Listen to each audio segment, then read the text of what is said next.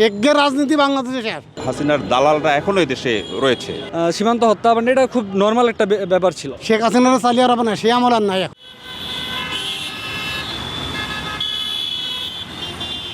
দর্শক, স্বাগত জানাচ্ছি আজকালের নিয়মিত আয়োজন জনমতে। আপনাদের সাথে আছি আমি জহিরুল ইসলাম। আজকের জনমতের বিষয়, বাংলাদেশ সীমান্তে বেড়েই চলেছে ভারতীয় বিএসএফের দাদাগিরি। এর নেপথ্যের কারণ কি? ভারতে পালিয়ে থাকা বাংলাদেশের পতিত প্রধানমন্ত্রী শেখ হাসিনা নাকি ভারত সরকারের বিদ্বেষ? আজকের জনমতের পর্বে তুলে ধরার চেষ্টা করব এ সম্পর্কে দেশের জনগণ কি ভাবছে।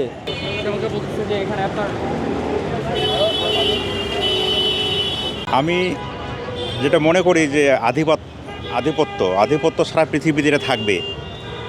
হ্যাঁ, শুধু আমি পার্সোনালি মনে করি যে আমরা ইন্ডিয়াকে দোষী, কিন্তু ইন্ডিয়ার মধ্যে পেট্রিয়জম আছে তাদের জাতিগতভাবে, তাদের ঠিক সেটাকে দেখে আমাদের শেখা উচিত।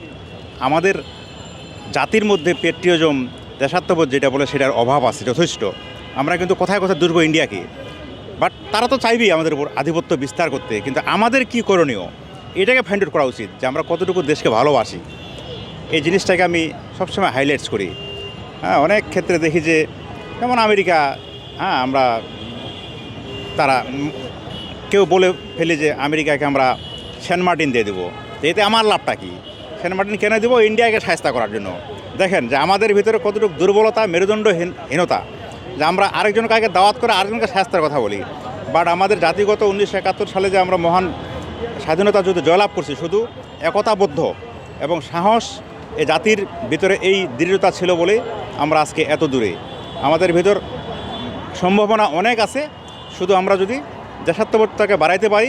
আর সবচেয়ে বড় যে আমাদের পোর ডেমোক্রেসি, যখন ডেমোক্রেসি পোর হয় সেখানে অনেক ধরনের ঝামেলা আসে, অটোমেটিক চেপে বসে। তাই ডেমোক্রেসি যদি আমাদের উন্নত হয়, সেখানে দেখা যাবে অনেক কিছু মিট আপ হয়ে যাবে। শেখ হাসিনা রাজনীতি করেছে ভারতের সাথে, আর ভারত রাজনীতি করেছে শেখ হাসিনার সাথে, বাংলাদেশের সাথে করে নাই। আর সীমান্তে এ কাজ ভারত করতেছে না কবে থেকে? সে ফেলানির থেকে শুরু করে আজ অব্দি এই লাস্ট যে নিউজটা আপনারা বলতেছেন এটা পর্যন্ত ভারত সীমান্তে কোনটা করে নাই। ওরা ওদের স্বার্থে সব কিছু করতে রাজে, তারপরে আবার শেখ হাসিনার বগল দাবাই করে নিয়ে বসে আছে। এটা ভারতের জন্যই বড় ক্ষতি আসছে, এটা ভারত বুঝতেছে না। মোদি কী অবস্থা আছে তার দেশে রাজনৈতিকভাবে, বিরোধী দলের কাছে কী অবস্থা আছে মোদি? ওনার অবস্থা ভালো নেই, উনি শেখ হাসিনার বগল দাবাই নিয়ে পড়ে আছে, আরও বুঝতেছে না। ভারতের সাথে বাংলাদেশের কত ব্যবসা লস হয়েছে এই 4-5 মাসে। সব ইন্ডিয়া নিয়ে, পাকিস্তান নিয়ে চলে, সব চায়না নিয়ে চলে যাচ্ছে। তো এরপরেও কি হলো, জনগণ বুঝবে না? 18 কোটি জনগণের দেশ, আগে আমার জনগণ কি বুঝবে সেটা চিন্তা করতে হবে। আমার জনগণ কি চাই? শেখ হাসিনার চালিয়ে আর হবে না, সে আমল আর নাই এখন। সুতরাং রাজনীতির অবস্থা পাল্টে গেছে এখন। বিশ্ব রাজনীতি পাল্টেছে, বাংলাদেশের রাজনীতি পাল্টেছে। শেখ পরিবার শেষ, শেখের রাজনীতি বাংলাদেশে শেষ। বাপ করে দিয়ে গেছে, বাপের গেলে আর বাপরে বিক্রি করে খাতি ওদের গোষ্ঠীর এমন কেউ নেই, শুধু টাকার জন্য রাজনীতি করছে ওরা। শেখ রেহানা একজন শুধু কোন ব্যাংকের ধ্বংস করার এসালামের পিছনে টাকা সব তো রেহানা নিচ্ছে। তো ভারতের রাজনীতি হলো শেখ হাসিনার সাথে, বাংলাদেশের সাথে না, বাংলাদেশের জনগণের সাথে না। সুতরাং সীমান্তে যারা যা করতেছে এটা ভারত নিজেদের পায়ে নিজেরা কোরআন মারতেছে। আর হাসিনা আছে ওখানে, হাসিনা বসে কলকাটি না আছে, এটা তো বোঝাই যাচ্ছে। কত মিডিয়ায় চলে আসতেছে, এটা আপনারাও বুঝতেছেন, আপনারা নিজেরাও জানতেছেন। ওখানে বসে সে কী করছে, বিভিন্ন জায়গায় সে কথা বলতেছে না, বলতেছে। সুতরাং এটাও ভারতের রাজনীতি, ভারত বসবে আরও কিছুদিন যাক, তারপরে ভারত বসবে। ভারতের বোঝার সময় এসেছে।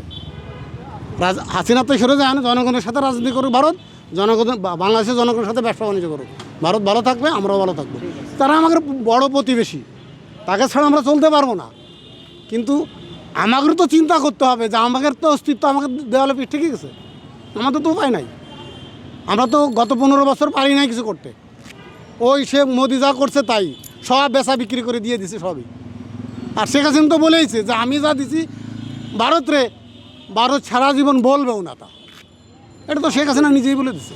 আমাদের দেশে যে সমস্ত যা ঘটে গেছে এটার জন্য সম্পূর্ণ দায়ী হলো শেখ হাসিনা এবং ওবায়দুল কাদের। এখন এইটার জন্য ষড়যন্ত্র এখনও করতেছে ভারতে যায়। এটার জন্য আমরা ভুক্তভোগী। আমার আপন ভাই পুলিশের গুলিতে মারা গেছে, এখন সে দিশাহারা হয়ে গেছে। এখন কি থেকে সে কী করবে জানি না, আমাদের দেশটা কিভাবে চলবে এটা আমরা জানি না।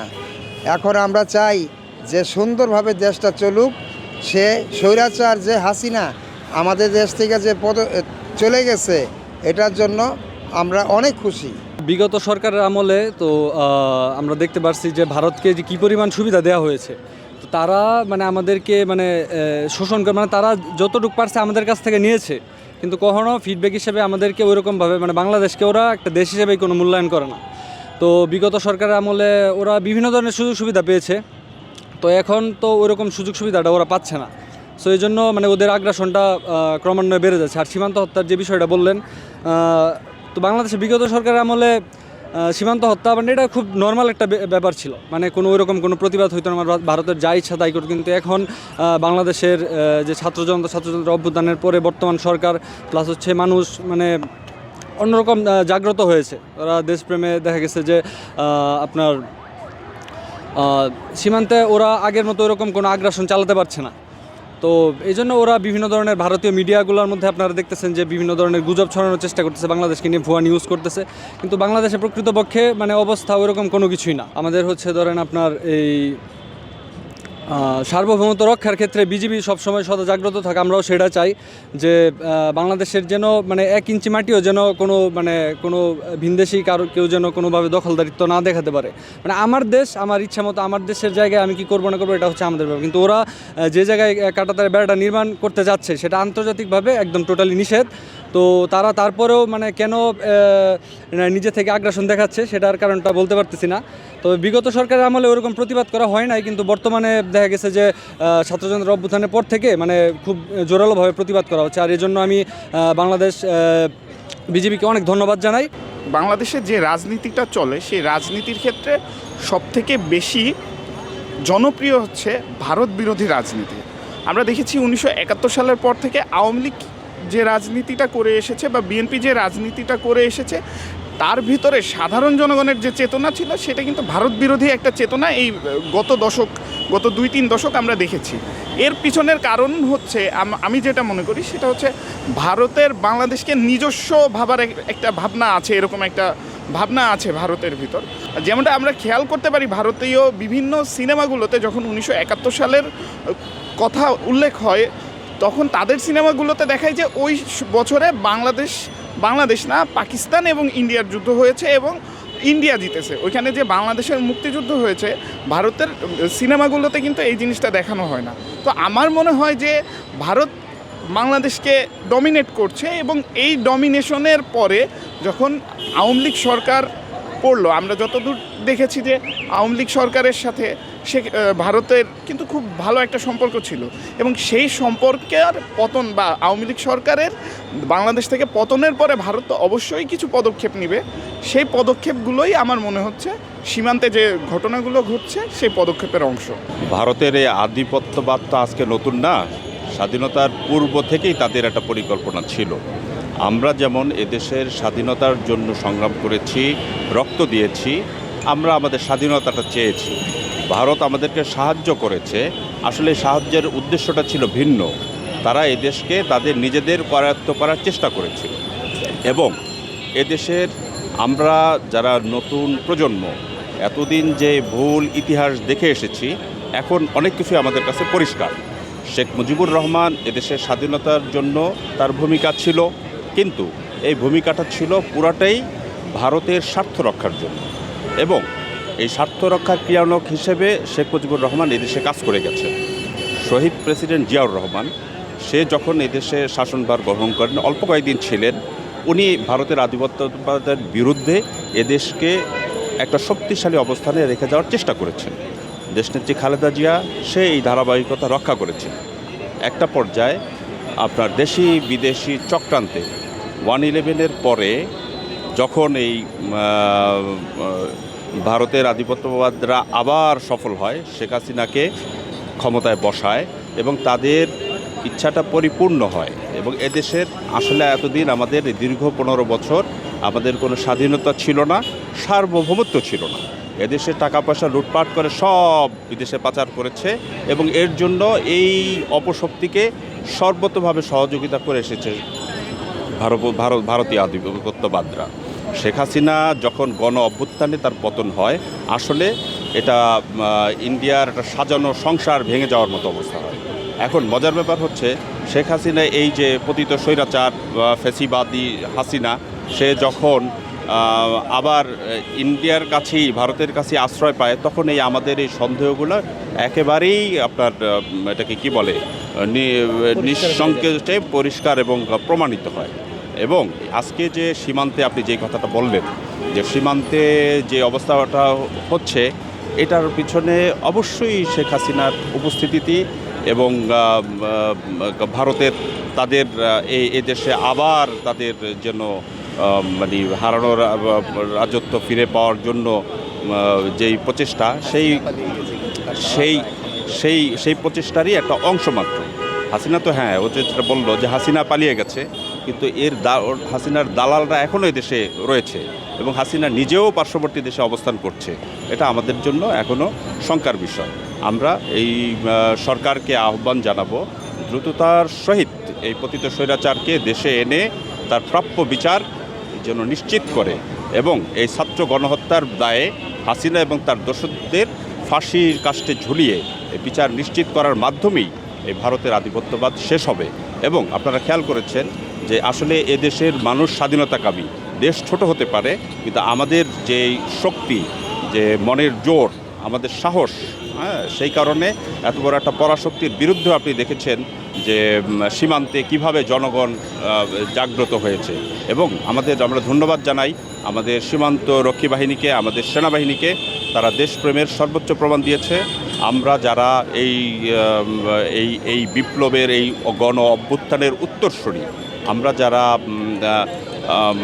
এই দেশকে ভালোবাসি, আমরা যতদিন এই প্রজন্ম বেঁচে থাকবে, আশা করি যে সেই ইন্ডিয়ার বা ভারতীয় আধিপত্যবাদের যে নীল নকশায় এগুলা বাস্তবায়ন আদতে হবে না ইনশাআল্লাহ।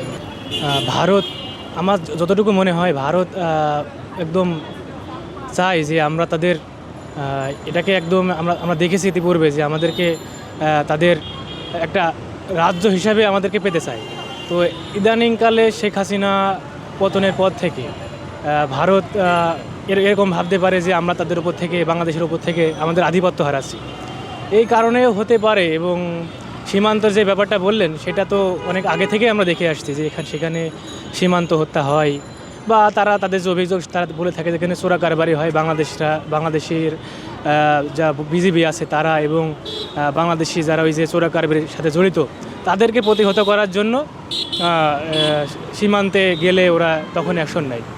তো সেখান থেকে যতটুকু আমি বুঝি, এখানে দুইটা ব্যাপার কাজ করতে পারে। একটা হলো হয়তো ভারত এরকম মনে করতেছে যে বাংলাদেশের উপর থেকে আমরা আমাদের যে আধিপত্যটা আছে এটা হারাতে চলেছি। এই কারণে তারা আমাদেরকে বিভিন্ন রকম এই যে ঝামেলার মধ্যে বা দেশের মধ্যে একটা ঝামেলা ক্রিয়েট করতে চায়, এটা আমরা দেখতে পাই।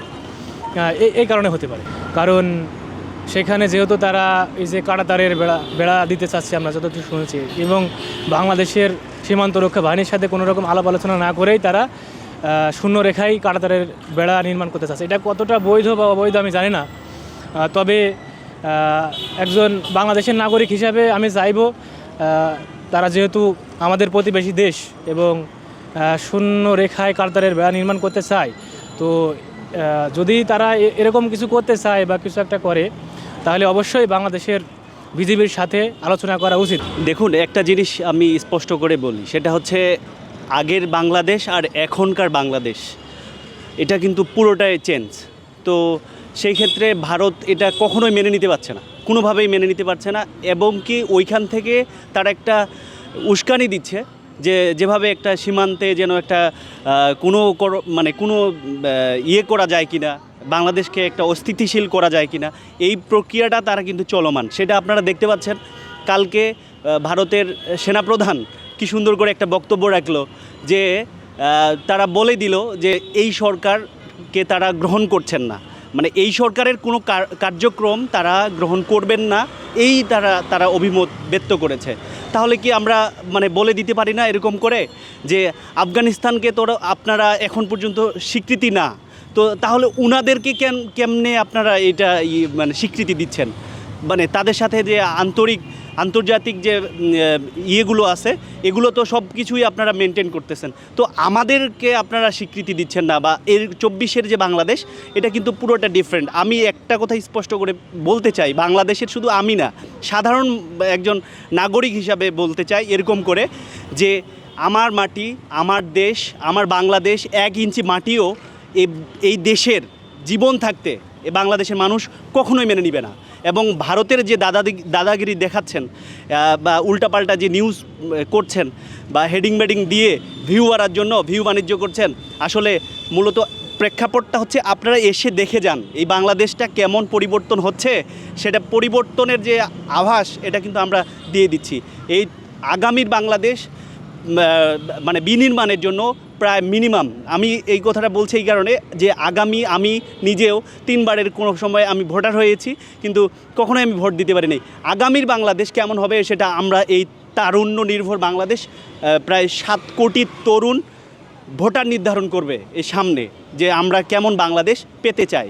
এটাই হচ্ছে আমাদের প্রত্যাশা। তরুণদের একটাই বক্তব্য থাকবে, এবং আমি পার্সোনালি বলি যে বাংলাদেশের ভারতের দাদাগিরির যদি বাংলাদেশ নিয়ে যেতে চায় বা যুদ্ধ লাগানোর জন্য যদি শেখ হাসিনা পায়তারামা করে, তাহলে কিন্তু এটা ভুল করবে এবং সেটা সমুচীন জবাব দেওয়া হবে, এবং সেটার জন্য ওনারা প্রিপারেশন নিয়ে থাকে। পূর্ববর্তী সরকারের সময় ভারতের একটা সরাসরি আধিপত্য আমাদের দেশে সবসময় ছিল, যেটা আর কি এখন নাই। ভারত আধিপত্যটা এখন খাটাতে পারছে না, যে কারণে ভারতের একটা অভ্যন্তরীণ ফ্রাস্ট্রেশন আছে। সো তারা বিভিন্নভাবে চেষ্টা করছে আমাদের উপর, বাংলাদেশের উপর আর কি আধিপত্যটা কীভাবে বিরাজ করা যায়। যে কারণে আমরা দেখেছি আমাদের বর্ডারগুলোতে কিছুদিন আগে একটা ঝামেলা হয়েছে চাঁপাইনবাবগঞ্জে। তো আমার মনে হয় যে আওয়ামী লীগ সরকারের যে একটা ধারা ছিল ভারতীয় সরকারের সাথে খুবই মানে তাল মিলিয়ে চলার, ভারতের আধিপত্যের অন্তরে থাকা, সেটার যে এখন হচ্ছে না, সেই কারণে ভারত চেষ্টা করছে আবারও আধিপত্য খাটানোর।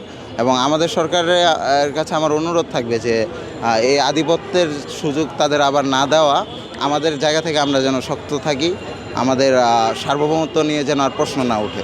দর্শক, দেশের সার্বভৌমত্বের প্রশ্নে আমরা এতক্ষণ শুনলাম দেশের জনগণের কথা, তারা কি ভাবছেন দেশ এবং দেশের সীমান্ত নিয়ে। ভারতের আধিপত্য রুখতে বাংলাদেশ সীমান্তে এই মুহূর্তে বিজিবির যে শক্ত অবস্থান আছে, বাংলাদেশের সাধারণ জনগণ ভালো চোখে দেখছেন এই ব্যাপারটাকে। দেশ এবং দেশের জনগণের সাথে সকলের প্রত্যাশা ভালো থাকুক সীমান্ত, ভালো থাকুক বাংলাদেশ। আজকের জনমত এই পর্যন্তই। আজকালের সঙ্গে থাকার জন্য আপনাদের সবাইকে ধন্যবাদ।